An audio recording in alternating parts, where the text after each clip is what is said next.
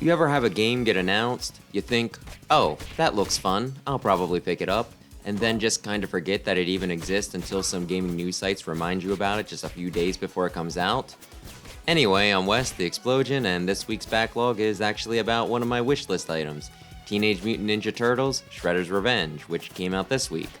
The basic plot is, Shredder's back and he's occupying the Statue of Liberty so that he can remodel and weaponize it. The turtles set out to stop him by chasing down a few scattered parts of Krang's body.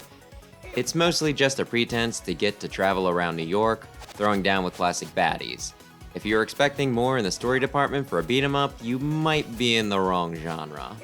The roster of characters you have is actually a bit bigger, at least than I expected.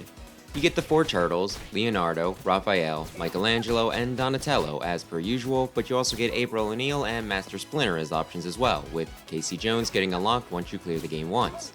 Each character has a 1 to 3 star rating in 3 categories: range, speed, and attack. I went with Leonardo, perfectly balanced with 2 in each, and did a run using only him, so that'll be my perspective going forward. From what I hear though, it doesn't change too much if you do go with somebody else. The gameplay is pretty much what you'd expect, especially from a TMNT beat 'em up. You smack people around, you jump, you have special attacks, you can grab and throw, you can taunt, you can dodge roll. That's honestly some of the more basic stuff you can do. When I started up the game and selected my character, there were over 20 slides with control instructions the game wanted me to run through, which, I mean, for a game like this, you read the instruction manual when you're on the car ride home, and when you boot it up, you're ready to play.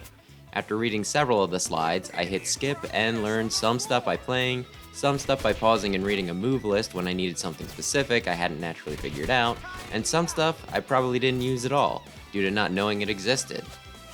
It felt like a much more natural way to play, and I'm the type who learns better by doing, rather than just getting a bunch of instructions and expecting me to immediately internalize it.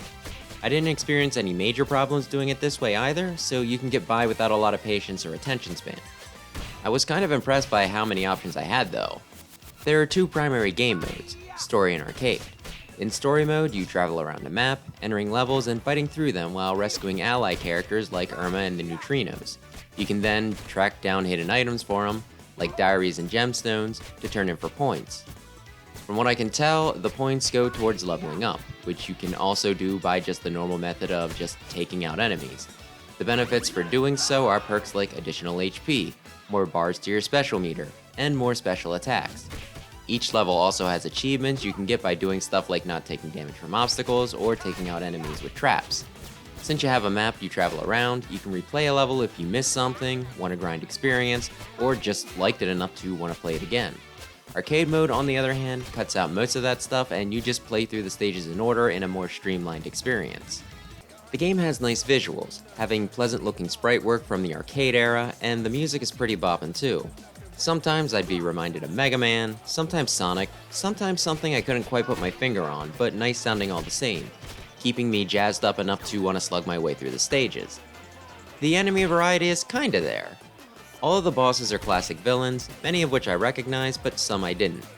While I've never been an Omega Turtle nerd, I considered myself enough of a fan, at least of the era that this seemed inspired by, that I was surprised by how many I didn't know. All of them looked good and were fun to go up against though. As for the basic enemies, most of them are foot soldiers. You do fight several robots and a few aliens from the series later on, but for the most part, you're up against ninja in various colored hoods. That said, while there might not be many differences in their appearance, they do have a good bit of weapon variety, which also changes how you have to deal with them. It leads to a weird dichotomy where your foes are simultaneously very samey and yet very different. It makes it very hard to decide whether I should praise or criticize the variety. I guess I'll just fall back on saying that I had a good time battling through the levels. As for difficulty, it's not too hard. The game has 3 difficulty modes and I chose the middle one, which I took to be normal. I got through the whole story, only getting game over once because it took me longer than it should have to figure out how to beat a boss. You start out each level with 3 lives, which is pretty generous. In arcade mode though, you start out with the same amount and have to use them for the whole run. Any extras you get needing to be earned by taking out enough enemies. 200 from what I can tell, so I imagine it's a bit tighter with that. Still though, by taking a few seconds to taunt, you can fill a special meter, which is pretty easy to abuse by either doing in between waves of enemies, or by finding just a safe moment to do it during a boss fight. What I'd be more interested to know though is how much the game is balanced for multiplayer. You can have up to 6 people to play at once, though sadly, with there being 7 playable characters, someone's getting left out. Then again, who the heck is gonna have 5 other people just willing to plop down and play through this with them? Or is that normal for people with a more healthy social life? Am I the weird one? Anyway, I tried looking into it a little bit. One source claimed that the number of enemies scaled based on player count, but in a video I watched, it looked like they were dealing with similar numbers to what I was. Just some of the waves maybe spawned in a bit quicker.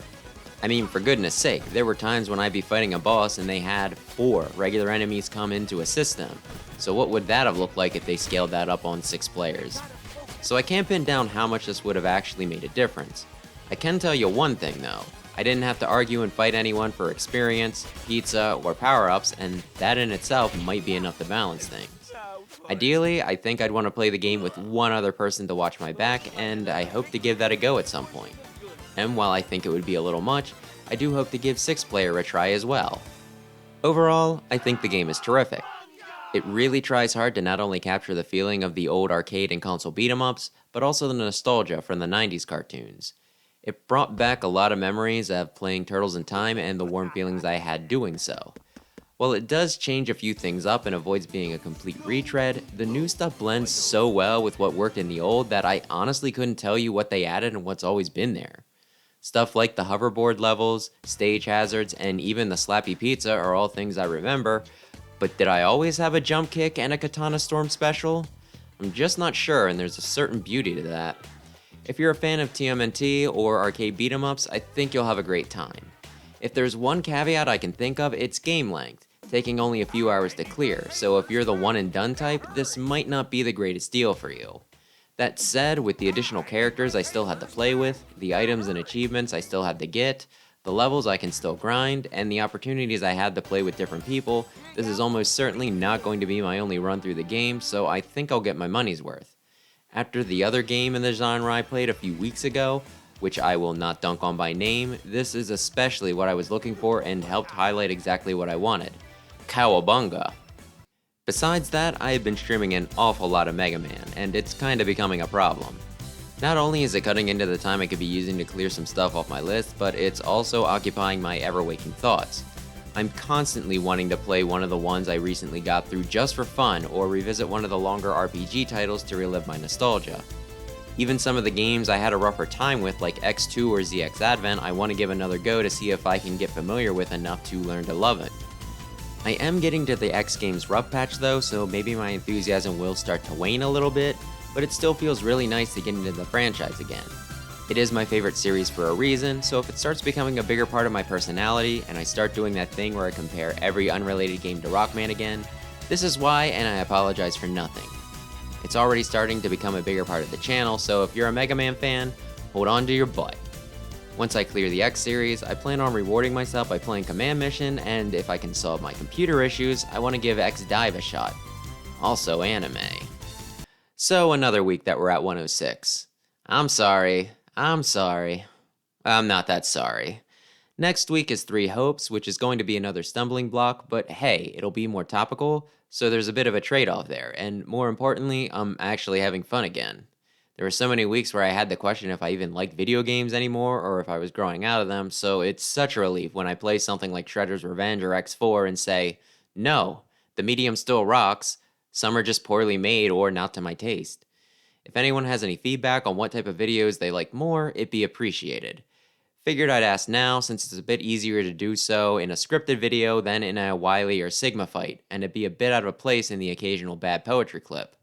That aside, thanks for watching and maybe subscribe if you enjoy my content, and until next time, take care.